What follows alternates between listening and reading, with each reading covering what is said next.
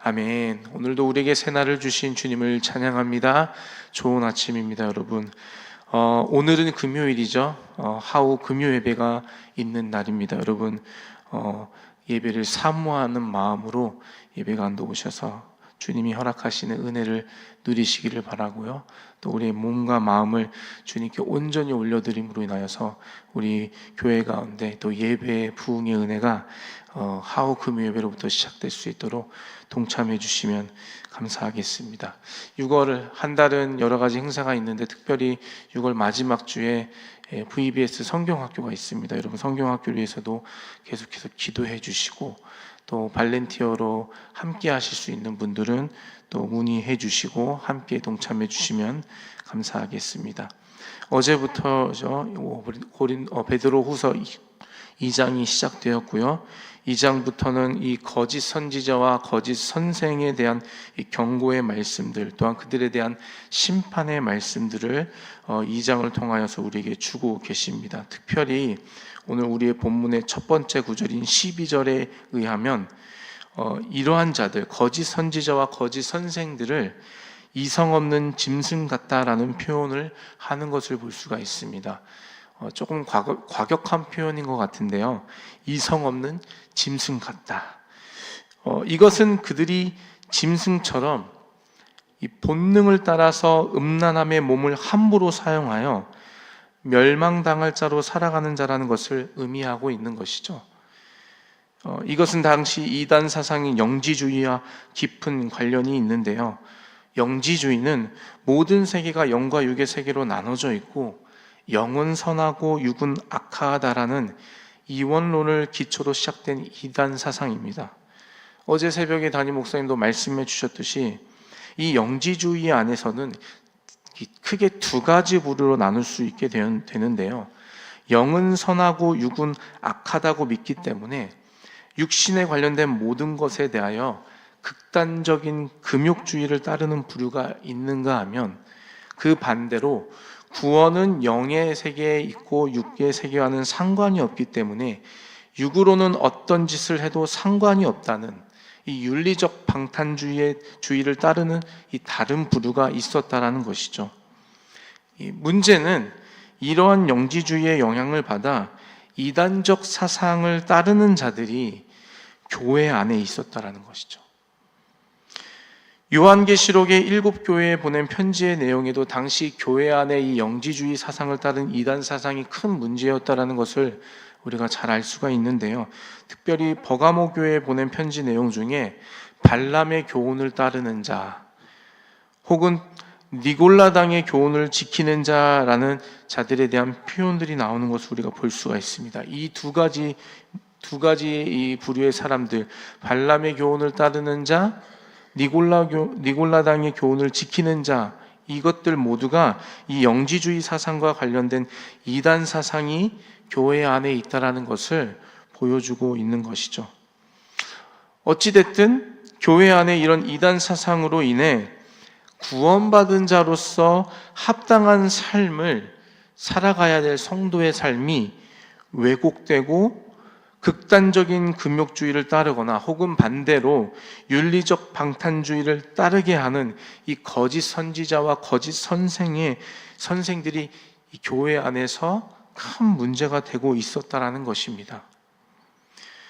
지난 시간이었죠. 베드로후서 1장의 말씀을 통해서 우리가 함께 나눈 내용들을 상기해 보면 그 베드로후서 1장의 말씀에서는 구원받은 그리스도인이 합당한 삶을 어떻게 살아야 하는지에 대해서 말씀해 주고 계셨는데 그것은 바로 하나님의 은혜의 뿌리를 내려서 그 믿음을 통하여서 9가지의 이 성품의 열매들을 맺고 결국에는 이 사랑이라는 열매를 맺기까지 신의 성품, 이 신성한 성품에 참여하는 자로 살아가는 것이 바로 구원받은 자의 합당한 삶이라는 것을 이 베드로후서 1장에서 함께 나눴는데요.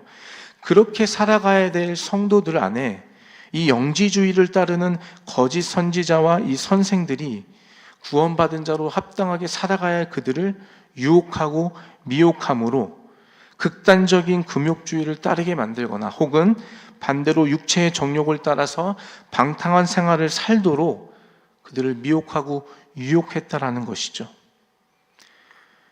금욕주의를 따르던 아니면 방탕한 생활을 하던 중요한 것은 이 둘 다 모두 성경이 말씀하시는 구원받은 자의 합당한 삶의 모습은 아니라는 것입니다.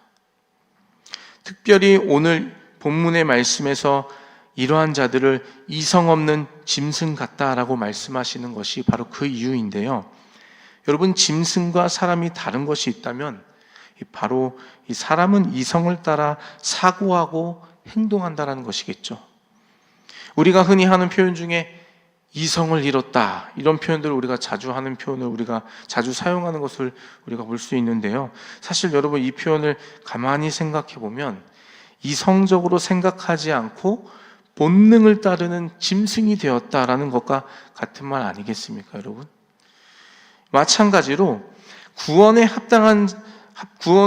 받은 자의 합당한 삶은 우리 인간의 죄의 본성을 따르는 것이 아니라 그렇게 살아가는 우리 죄의 본성을 거부하고 주님께서 우리에게 주신 생명의 말씀을 따라 살아가는 것이 합당한 삶인데, 성경이 말씀하시는 바를 거역하며 하나님의 말씀을 기억하지 못하고 우리의 삶을 하나님 말씀에 맞춰 살아가는 것이 아니라 내 본성인, 내 마음이 원하는, 내가 가지고 있는 이 죄의 본성을 따라서 주의 말씀을 젖혀두고 살아가는 것이 바로 이성이 없는 짐승을 따라가는, 짐승과 같은 이 삶의 모습이 아니겠습니까, 여러분?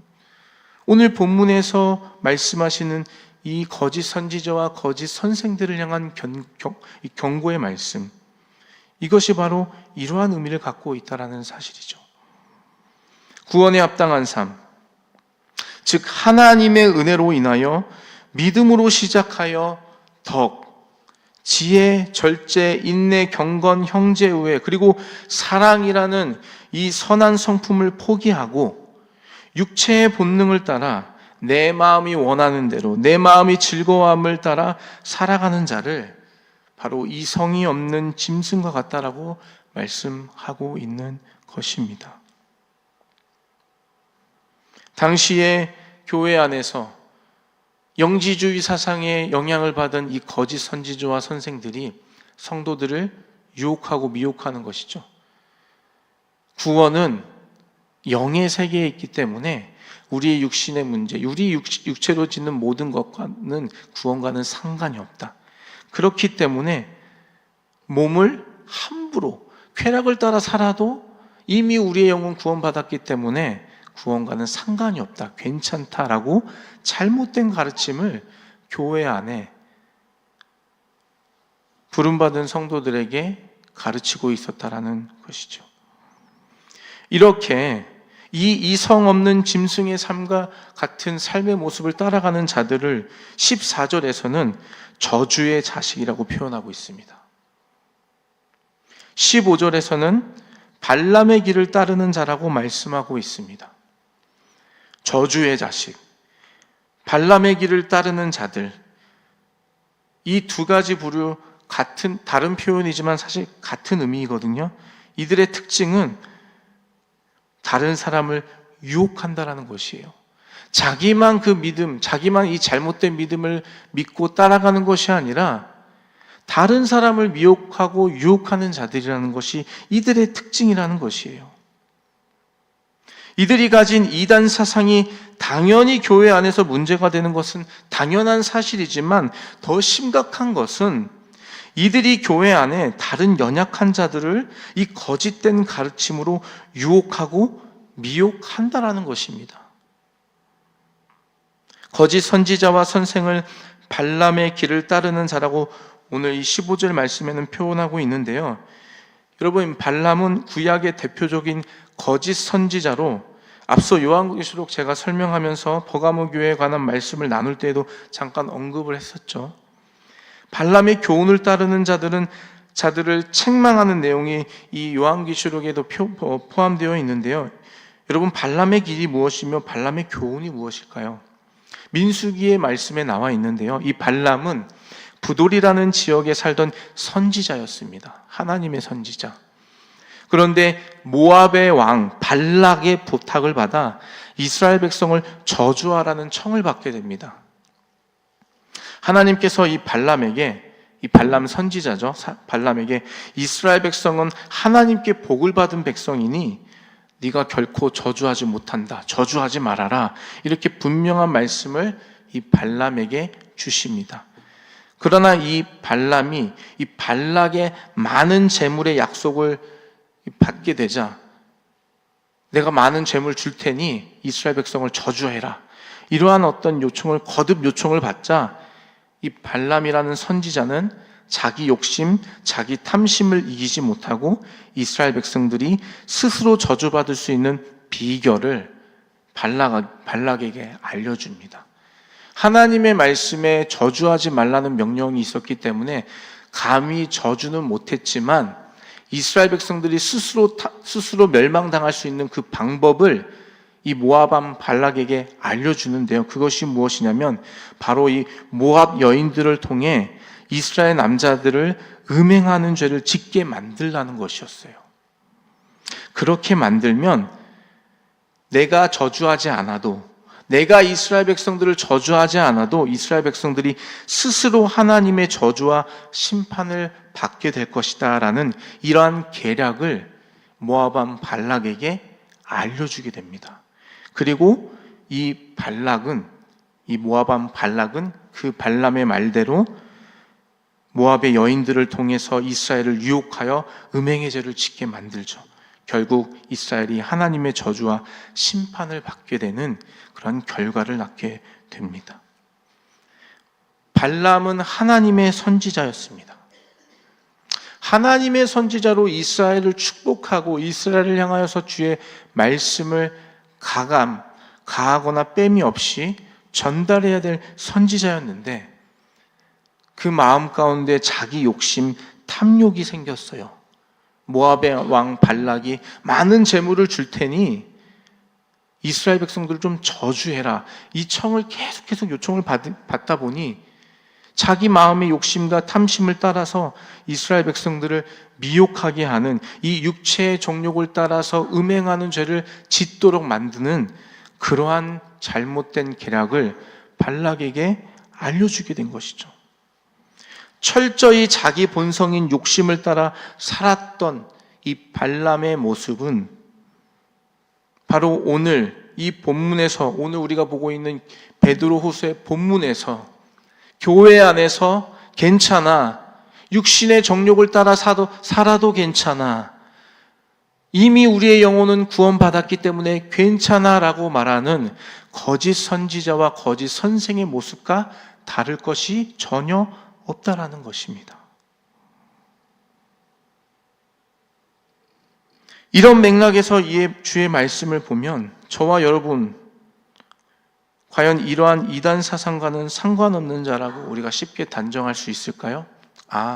이거는 그때 당시에 그 영지주의 사상에 물들었던 사람들의 얘기지 오늘날의 나와는 상관없지라는 어떤 생각이 우리가 그렇게 쉽게 단정 지으며 생각할 수 있을까요?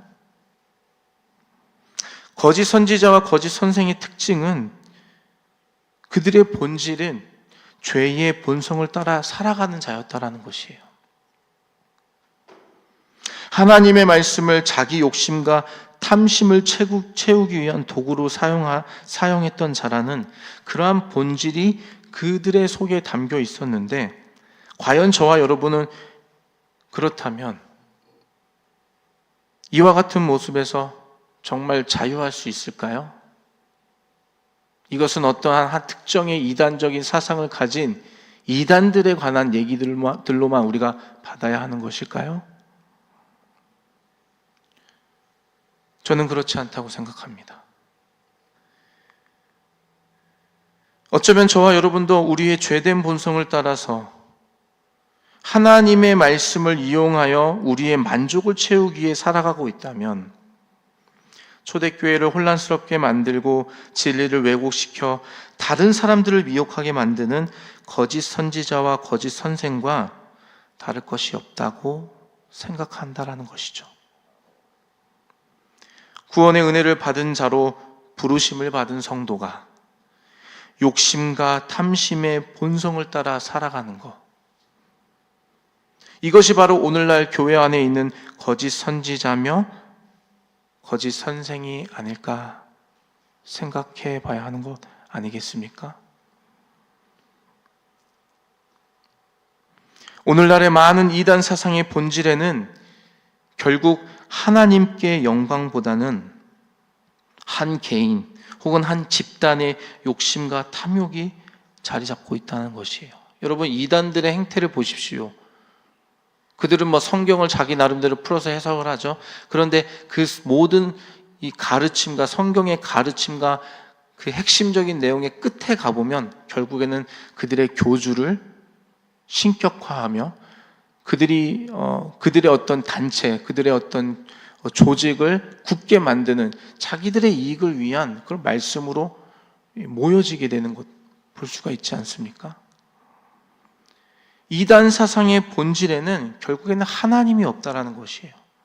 하나님의 영광과 그분의 당연히 받으셔야 될 찬송과 영광을 받으셔야 될 그분께 돌려드리는 내용보다는 자기들이 누려야 되는, 자기들을 위한 신앙의 교리를 만들고 자기들을 위한 말씀을 해석을 하는 것들을 우리가 보게 되는 것 아니겠습니까?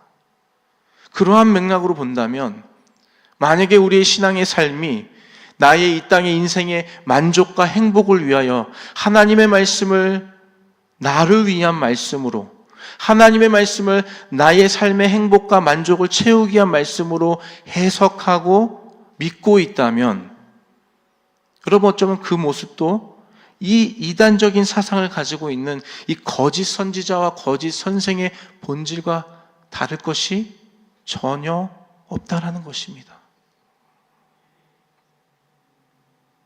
우리 눈에 보여지는 이단들만 이단에 속아 넘어간 이단적인 사상을 가진 자들이 아니라 어쩌면 이미 내 안에 하나님 말씀보다, 하나님을 사랑하는 그 말씀보다 내 본성을 쫓아 살아가는 마음들이 더 커져 있다면 나도 모르게 이단의 사상에 빠져서 하나님의 부르심에 합당하게 살아가야 될 성도의 거룩한 삶을 저버리고 교회를 혼란스럽게 만들고 다른 사람을 심지어 미혹하며 유혹하는 그러한 역할들을 우리가 살아가고 있지 않은지를 오늘 말씀을 통해서 우리의 모습을 철저히 돌아봐야 할 줄로 믿습니다.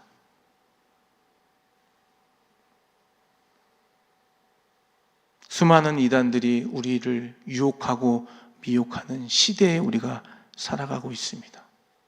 어제 목사님 말씀 나누셨지만 한국에서만 50명이 넘는 재림예수, 자칭 재림예수라고 하는 사람들이 50명이 넘는 사람들이 있다고 해요.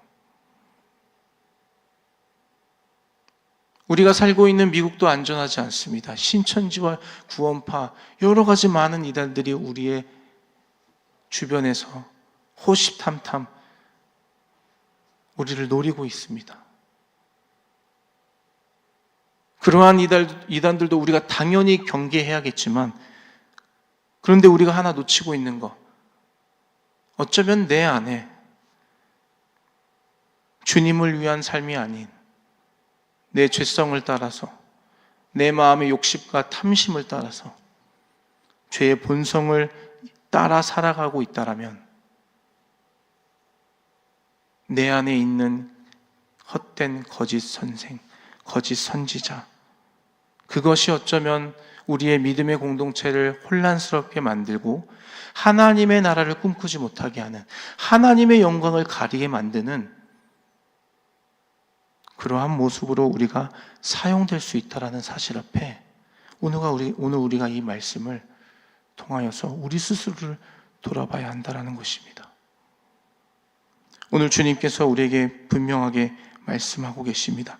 이러한 거짓 선생들과 거짓 선지자들의 결과가 무엇이냐? 그들에게는 멸망밖에 없다.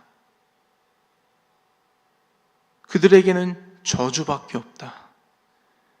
그들의 결과는 사망뿐이다라고 우리에게 분명하게 말씀해 주고 계시는 거 아니겠습니까? 20절부터 22절에는 그 말씀에 대해 말씀하고 있습니다. 20절입니다. 만일 그들이 우리 주 되신 구주 예수 그리스도를 알므로 세상의 더러움을 피한 후에 다시 그 중에 얽매이고 지면 그 나중 형편이 처음보다 더 심하리니 의의 도를 안 후에 받은 거룩한 명령을 저버리는 것보다 알지 못하는 것이 도리어 그들에게 나으니라. 참된 속담에 이르기를 개가 그 토하였던 것에 돌아가고 돼지가 씻었다가 더러운 구덩이에 도로 누웠다 하는 말이 그들에게 응하였도다. 아멘. 여러분, 이 말씀이 무슨 말입니까? 구원받은 자로서 하나님의 은혜를 받아 예수 그리스도를 구주로 알므로 말미암아 세상으로부터 이제는 하나님을 향하여서 살아가는 성도의 거룩한 삶으로 부름받은 자가 다시 이 거짓된 이단 사상으로 인하여서 죄의 본성을 따라 다시 살아간다라고 한다면 그 나중 형편이 처음 형편보다 더 심하리라, 더 나빠진다라는 말 아니겠습니까? 의의 도를 안 후에 우리가 주님으로부터 받은 거룩한 부르심의 사명의 명령을 저버리고 다시 예전의 삶의 모습으로 세상을 따라서 육체의 정욕을 따라 살아간다라면 차라리 주님을 처음부터 알지 못하는 것이 도리어 더 나을 법했다라고 말씀하는 거 아니겠습니까? 그러한 모습이 개가 토했던 것을 다시 먹고 돼지가 씻었다가 다시 그 더러운 구덩이에 다시 몸을 맡기는 것 같은 모습이다라는 것을 성경이 우리에게 말씀해 주고 계시는 거 아니겠습니까? 저와 여러분, 우리는 거룩하게 이 땅을 살아가야 될, 거룩한 삶을 살아가야 될 부르심을 받은 거룩한 성도임을 기억하시기를 주님의 이름으로 축복합니다. 우리의 삶, 내 육신의 정욕을 따라 살 수 없는 삶이라는 것이에요. 주님이 우리를 거룩한 자로 부르셨기 때문입니다.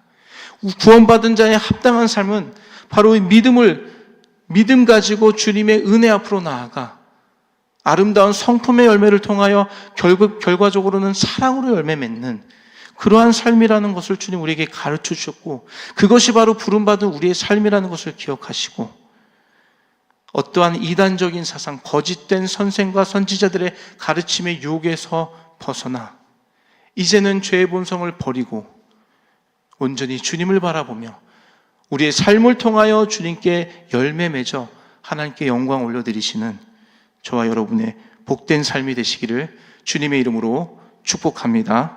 아멘. 기도하겠습니다. 같이 한번 기도하실 때에 우리의 모습을 좀 말씀을 통하여 돌아봤으면 좋겠습니다.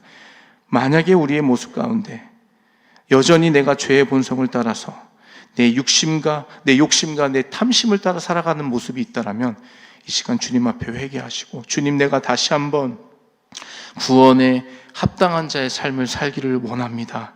주의 은혜 안에 있기를 원합니다. 내 믿음이 주의 은혜 안에 뿌리 깊게 내려 주님이 기뻐하시는 아름다운 열매로 주님께 영광 올려드리는 삶이 되게 하여 주옵소서. 우리 그렇게 결단하시면서 같이 한번 기도했으면 좋겠습니다. 같이 한번 기도하겠습니다. 사랑의 하나님 아버지,